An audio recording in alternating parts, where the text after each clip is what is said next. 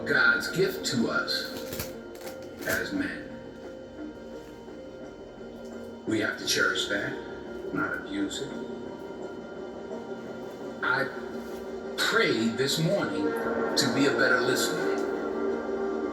Didn't work so well. We're human. You get back up. Yes, I've been high up on the mountain.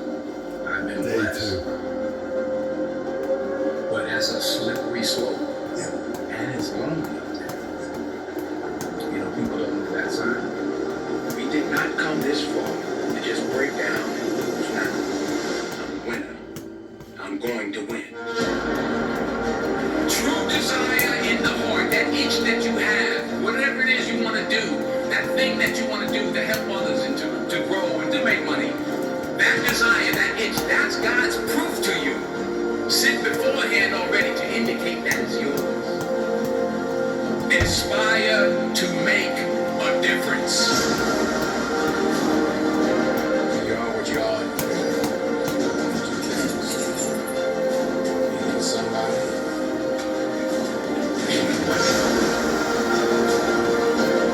Never give up.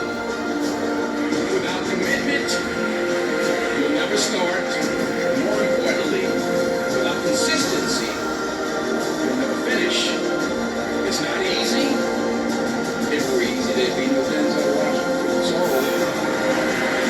keep working, keep striving, never give up, fall down 7 times, get up 8. Ease is a greater threat to progress than hardship. So, keep moving, keep growing, keep learning. Stay at work.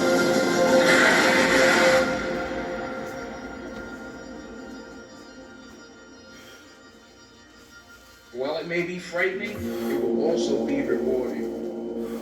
So you got to get out there. You got to give it everything you got, whether it's your time, your talent, your prayers, or your treasures. Because taking risk is not just about going for a job. It's also about knowing what you know and what you don't know. It's about being open to people and to ideas. To get something you never had, you have to do something you never did. Because the chances you take, the people you meet, the people you love, the faith that you have, that's what's going to define you.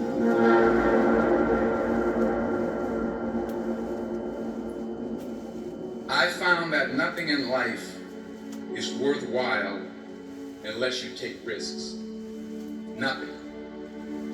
Nelson Mandela said, "There is no passion to be found playing small and settling for a life that's less than the one you're capable of living." Now, I'm sure in your experiences in school and applying to college and picking your major and deciding what you want to do with life, I'm sure people have told you to make sure you have something to fall back on. Make sure you got something to fall back on, honey. But I never understood that concept, having something to fall back on. If I'm going to fall, I don't want to fall back on anything. I want to fall forward. I figure at least this way I'll see what I'm going to hit. Fall forward. This is what I mean. Reggie Jackson struck out 2,600 times in his career, the most in the history of baseball. But you don't hear about the strikeouts. People remember the home runs. Fall forward. Thomas Edison conducted 1,000 failed experiments. Did you know that? I didn't know that. Because the 1,001st was the light bulb. Fall forward. Fail big. Today's the beginning of the rest of your life, and it can be very frightening. It's a new world out there. It's a mean world out there, and you only live once. So do what you feel passionate about. Take chances professionally. Don't be afraid to go outside the box. Don't be afraid to think outside the box. Don't be afraid to fail big, to dream big. But remember, dreams without goals are just dreams.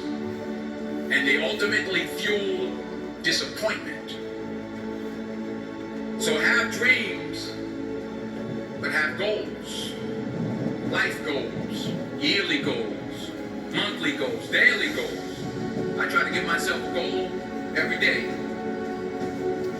Sometimes it's just to not curse somebody out. Simple goals, but have goals. And understand that to achieve these goals, you must apply discipline and consistency. In order to achieve your goals, you must apply discipline, which you've already done, and consistency every day, not just one Tuesday and just a few days. You have to work at it.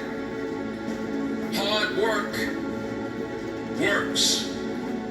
Hard work works. You'll never see a U-Haul behind a hearse. I don't care how much money you make, you can't take it with you. The Egyptians tried it. They got robbed. That's all they got. You can't take it with you. And it's not how much you have. It's what you do with what you have. We all have different talents. Some of you will be doctors, some lawyers, some scientists, some educators, some nurses, some preachers. The most selfish thing you can do in this world is help someone else. Why is it selfish? Because the gratification, the goodness that comes to you, the good feeling that I get from helping others, nothing's better than that. Well, 1 or 2 days, but nothing's better than that. Not jewelry, not big house I have, not the cars, but it's the joy. That's where the joy is in helping others. That's where the success is. And anything you want good, you can have. So claim it. Work hard to get it. When you get it, reach back. Pull someone else up. Each one, teach one. Remember, just because you're doing a lot more doesn't mean you're getting a lot more done. Remember that. Just because you're doing a lot more doesn't mean you're getting a lot more done. Don't confuse movement with progress. My mother told me, she said, yeah, because you can run in place all the time and never get anywhere. So continue to strive, continue to have goals, continue to progress.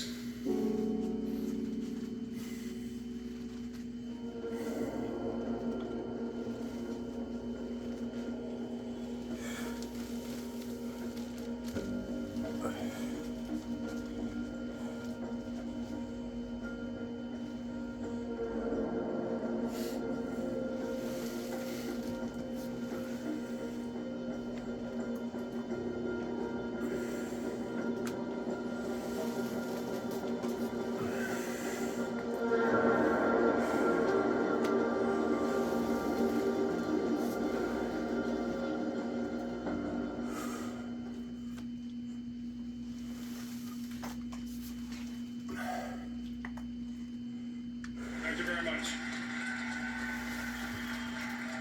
Thank you. Well, thank you, President Powers, Provost Fendes, deans, members of the faculty, family, and friends, and most importantly, the class of 2014. It is indeed an honor for me to be here tonight. It's been almost 37 years to the day that I graduated from UT. I remember a lot of things about that day. I remember I had a throbbing headache from a party the night before.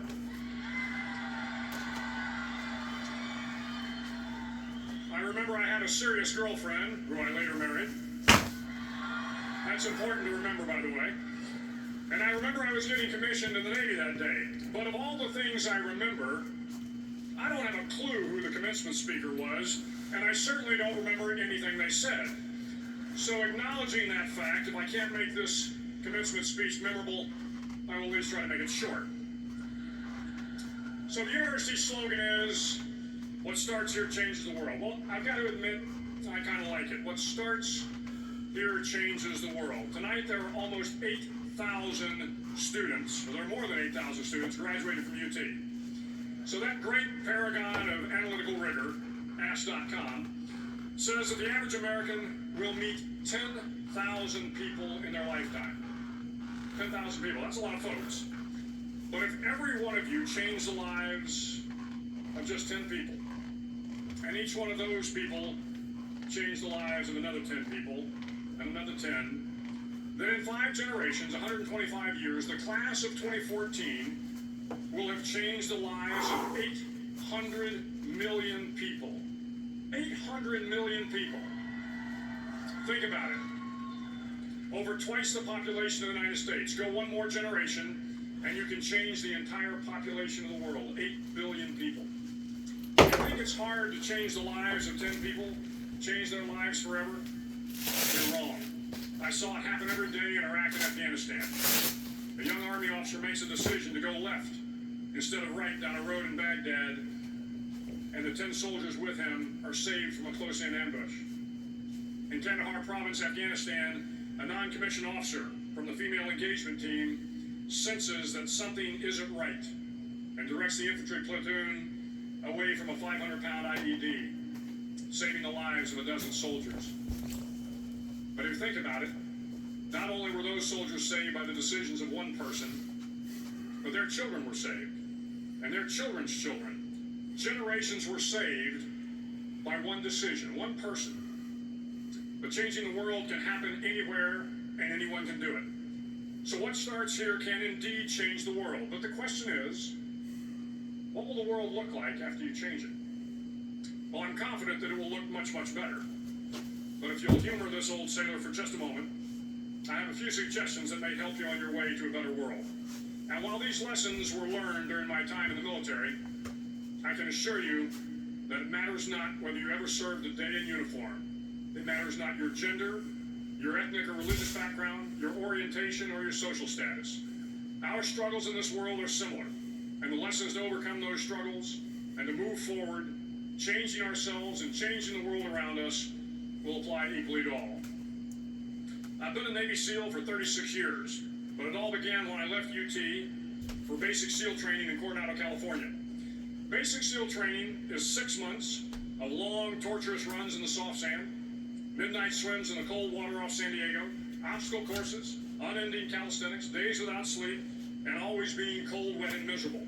It is 6 months of being constantly harassed by professionally trained warriors who seek to find the weak of mind and body and eliminate them from ever becoming a Navy SEAL. But the training also seeks to find those students who can lead in an environment of constant stress, chaos, failure, and hardships.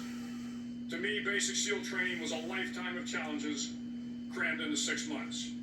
So here are the 10 lessons I learned from basic SEAL training that hopefully will be of value to you as you move forward in life. Every morning in SEAL training, my instructors, who at the time were all Vietnam veterans, would show up in my barracks room, and the first thing they'd do was inspect my bed. If you did it right, the corners would be square, the covers would be pulled tight, the pillow centered just under the headboard, and the extra blanket folded neatly at the foot of the rack. It was a simple task, mundane at best, but every battery's coming off. we were required to make our bed to perfection. It seemed a little ridiculous at the time, particularly in light of the fact that we were aspiring to be real warriors, tough, battle-hardened SEALs. But the wisdom of this simple act has been proven to me many times over. If you make your bed every morning, you will have accomplished the first task of the day. It will give you a small sense of pride, and it will encourage you to do another task, and another, and another. And by the end of the day, that one task completed will have turned into many tasks completed. Making your bed will also reinforce the fact that the little things in life matter.